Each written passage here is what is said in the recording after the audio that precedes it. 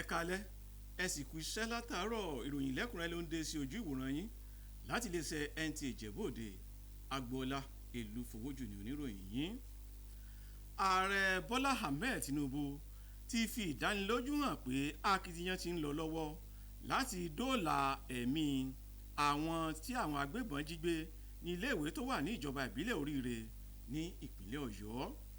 Ààrẹ nínú àtẹ̀jáde tí olùdámọ̀ràn pàtàkì fún ètò ìròyìn àti ìlànà àtẹ̀lé Báyọ̀ Ọ̀nànúgà fọwọ́ sí bu ẹnu àtẹ́ lu bí àwọn agbébọn náà ṣe ṣekú pa ọ̀kan lára àwọn olùkọ́ni tí wọ́n jí gbé ọ̀hún. Ààrẹ Tinubu wá kẹ́dùn pẹ̀lú gómìnà Ṣèyí Mákindé ti ìpínlẹ̀ Ọ̀yọ́, àwọn olùgbé ìpínlẹ̀ Ọ̀yọ́ àti àwọn ẹbí tí ìṣẹ̀lẹ̀ náà ṣẹlẹ̀ sí, pẹ̀lú ìdánilójú pé ìjọba àpapọ̀ orílẹ̀-èdè yóò máa tẹ̀sílẹ́yìn lórí ìgbésẹ̀ dídóòlà ẹ̀mí àwọn ènìyàn náà ní kíákíá. Ààrẹ gbóríyìn fún àwọn òṣìṣẹ́ elétò ààbò fún gbígbé ìgbésẹ̀ àkíní kíákíá nípa kíkó àwọn ọlọ́pàá ọ̀tẹlẹ̀múyẹ́ lọ sí ibi tí ìṣẹ̀lẹ̀ náà ti wáyé lójúnà àti dóòlà ẹ̀mí àwọn ènìyàn náà àti fífi ọwọ́ ṣìkún òfin mú àwọn ọ̀daràn tó dáṣọ búburú yìí sọ̀rọ̀ láwùjọ. Ààrẹ wá pè fún ìdásílẹ̀ iléeṣẹ́ ọlọ́pàá ìpínlẹ̀ ní kíákíá láti lè ró ètò ààbò ní orílẹ̀-èdè yìí lágbára takuntakun. Ẹgbẹ́ òṣèlú All Progressives Congress APC ti parí ètò gbogbo nípa ìdìbò abẹ́lé ẹgbẹ́ náà fún ilé ìgbìmọ̀ aṣojúṣòfin ní gbogbo ẹkùn ìdìbò 9 fún ilé ìgbìmọ̀ aṣojúṣòfin tó wà jákèjádò ìpínlẹ̀ Ògùn. Èyí tó fi hàn pé obìnrin méjì ló jáwé olúborí gẹ́gẹ́ bí olùdíje ẹgbẹ́ náà fún ilé ìgbìmọ̀ aṣojúṣòfin.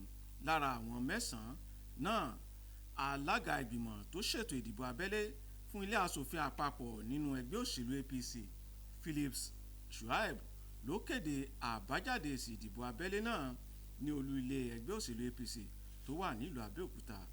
Lẹ́ẹ̀kan Agbọ́ndẹ ní ẹ̀kúnrẹ́rẹ́ ìròyìn náà.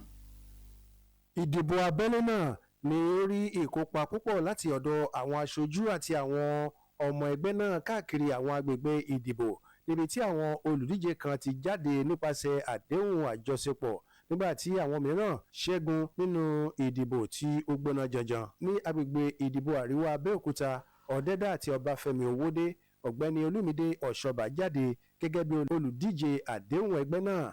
Ní agbègbè ìdìbò ti gúúsù Abẹ́òkúta, Àfọ̀àpẹ́ Afọlábí ṣẹ́gun láti di olùdíje ẹgbẹ́ APC, nígbà tí agbègbè ìdìbò ti Rẹ́mọ yan Fúnmi Ẹ̀fọ̀àpẹ́ láti gba tíkẹ́ẹ̀tì ẹgbẹ́ náà lẹ́yìn ìparí ìdìbò, nígbà tí agbègbè ìdìbò ti àárín gbùngbùn Ìjẹ̀bú sì mú Rasak Dàda jáde gẹ́gẹ́ bí olùṣẹ́gun lẹ́yìn tí ó borí àwọn olùdíje mìíràn nínú ìdíje ọ̀hún.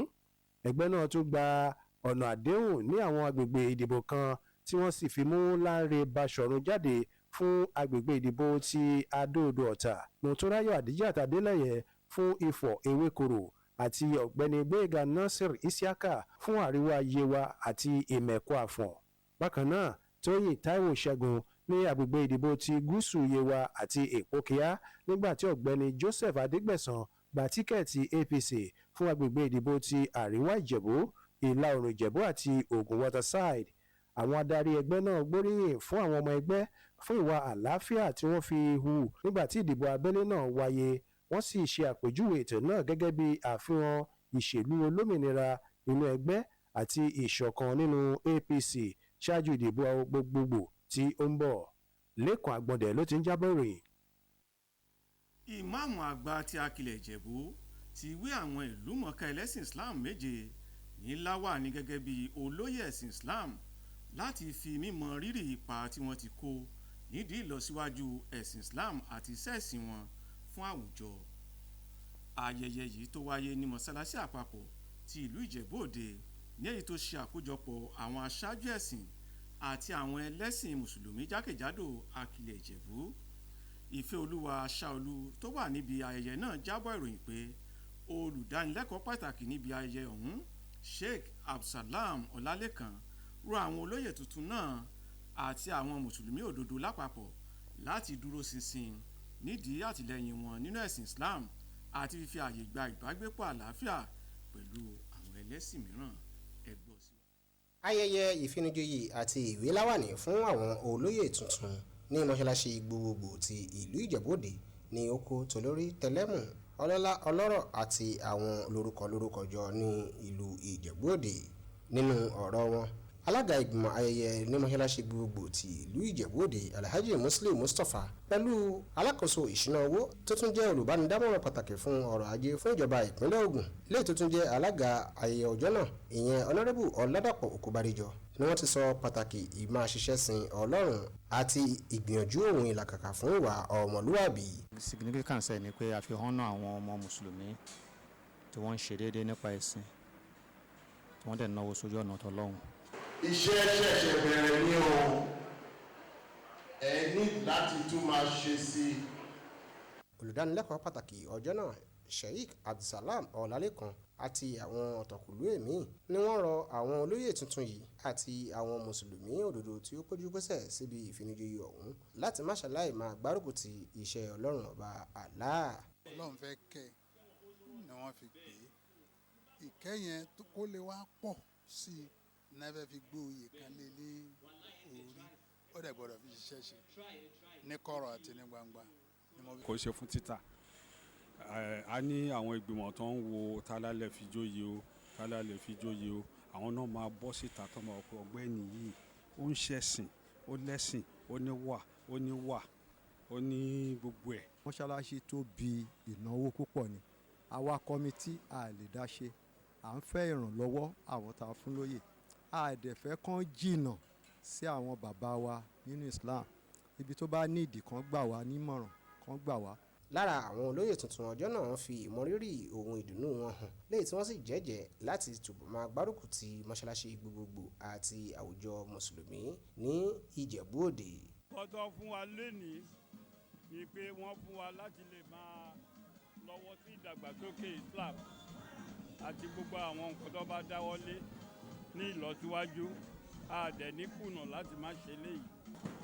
Ẹni oyè tó bá ti jẹ́ pé ó ní ṣe pẹ̀lú ẹ̀sìn pé à ń gbé ẹ̀sìn ga mo máa ń láìkẹ̀ nítorí oyè tó bá ti fi ń gbẹ̀sìn ga iṣẹ́ Ọlọ́run lẹ́ ń ṣe. Ayẹyẹ ìfinijoyè yìí ni ó kó oríṣiríṣi nǹkan sínú bíi ìwé láwàní oyè, fífún wọn ní ìwé ẹ̀rí, pàápàá jùlọ bíbùn mọ́ṣáláṣí gbogbogbò àpapọ̀ ti ìlú Ìjẹ̀bú Òde ní ẹ̀rọ amúnáwá tó ń lo oòrùn láti lè ṣe àgbélárugẹ mọ́ṣáláṣí náà.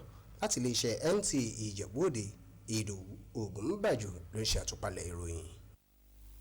Ẹ̀wẹ̀ gẹ́gẹ́ bí ara ọ̀nà láti fi ẹ̀mí ìmoore hàn sí àwọn tó ń sapá fún ìgbéga ẹ̀sìn Islam, àwọn ọmọ ìgbìmọ̀ aláṣẹ mọ́ṣáláṣí àpapọ̀ ti Ìjẹ̀bú Òde ti jáwé oyè ọ̀tún sẹ́ríkì àdínì lé Alhaji Taofik Adékúnlé Aliyu lórí.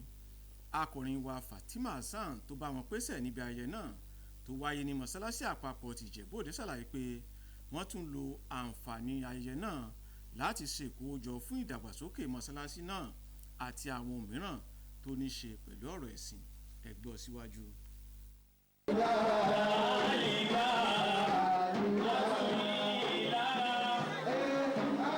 Èyí ni olóyè tuntun ìyẹn Alhaji Adékúnlé Taofik Aliyu ní ẹni tí wọ́n ṣẹ̀ṣẹ̀ ìwé láwàní oyè ọ̀tún Sàràkí àdínì ti mọ́ṣáláṣí gbogbogbò tìlú Ìjẹ̀bú Òde fún.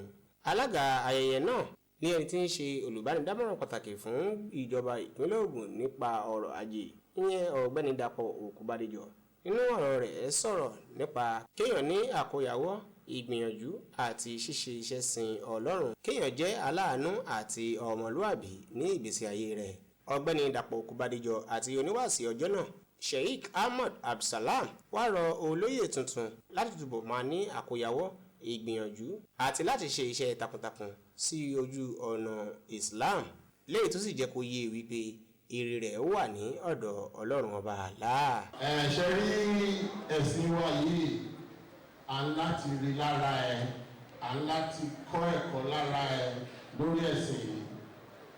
Òun ni Islam gbogbo ọ̀nà tí a fi máa gbé ìgbésẹ̀, a fi máa gbé ilé ayé, òun ní gbogbo ẹ̀ ni ó ti wà nínú ọ̀nà Islam.